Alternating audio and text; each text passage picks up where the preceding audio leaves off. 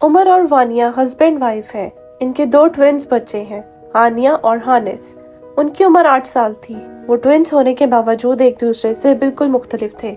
उनकी पसंद नापसंद और आदत भी बहुत मुख्तलिफ थीं। हानिया बहुत ही जिम्मेदार बच्ची थी, जबकि उसका जुड़वा भाई हानिस बहुत ही लापरवाह और गैर जिम्मेदार बच्चा था। हानिया अपने सब काम वक्त पे करती थी।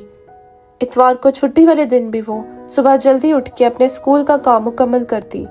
इसी तरह एक दिन उमर ने हानिया को छुट्टी वाले दिन टीवी लाउंज में पढ़ते देखा तो पूछा, बेटा क्या बात है, तुम आज भी इतनी जल्दी उठ के क्यों पढ़ रही हो?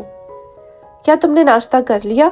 हानिया ने बताया कि पापा, मेरा कल इंग्लिश का टेस्ट है और 2 दिन के बाद मुझे अपना साइंस प्रोजेक्ट भी अपनी मैम को सबमिट करवाना है। इतनी ही देर में वानिया अपनी बेटी के लिए नाश्ता लेके आई और अपने हस्बैंड से कहने लगी कि देखिए हमारी बेटी कितनी समझदार है। वो वक्त पे जागती, सोती और अपने स्कूल का काम भी कितनी जिम्मेदारी से वक्त पे मुकम्मल करती है, जबकि हमारा बेटा हानिस बिल्कुल भी ऐसा नहीं। वो सुबह उठते ही अपने दोस्तों के साथ क्रिकेट खेलने प्लेग्राउंड में चला गया है। वो नाश्ता भी करके नहीं गया। कुछ ही देर में हानिस घर आ गया।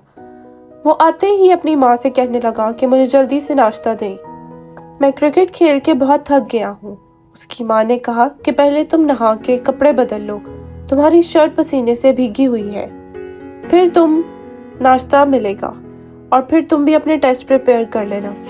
वो नाराजगी से बोला कि मामा, एक छुट्टी के दिन भी आप मुझे सुकून से नहीं रहने देती।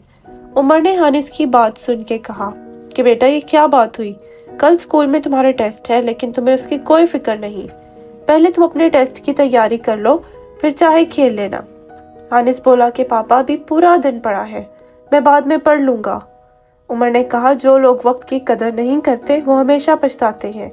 खाने पीने, पढ़ने, खेलने और सोने, ये सब काम अपने वक्त पे किया करो जैसे कि तुम्हारी बहन करती है। वक्त की कदर करो और इसे सही तरीके से इस्तेमाल करो, यही कामयाब जिंदगी का राज है। उमर ने मजीद कहा कि अब मैं ज़रूरी काम से बाहर जा रहा हूँ और शाम को मैं आके तुम दोनों से इंग्लिश के टेस्ट से मुतालिक क्विज लूँगा।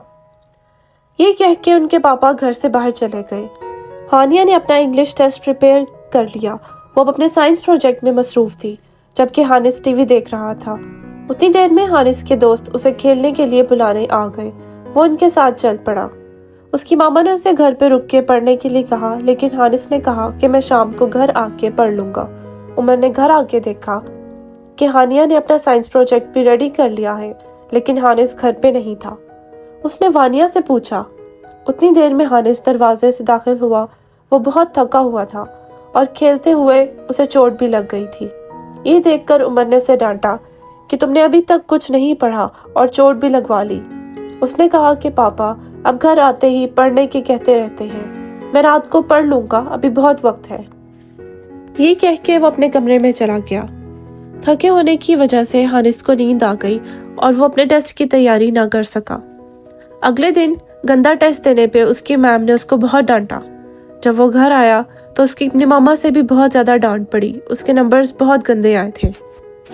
उमर ने अगले दिन शाम को जब आके हानिया और हानिस के टेस्ट के मार्क्स देखे तो वो बहुत ज़्यादा परेशान हुआ।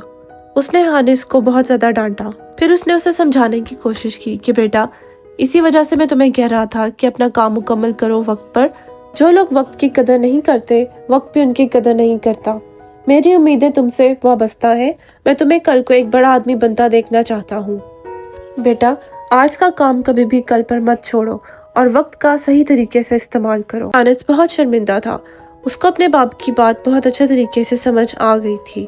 उसने अपने बाप से सॉरी किया और अगली दफ़ा तमाम काम वक्त पर सरअंजाम देने का वादा किया। Thank you for watching our stories. Kindly subscribe our channel, The Universe of Stories. Like it and share it as much as you can. Thank you.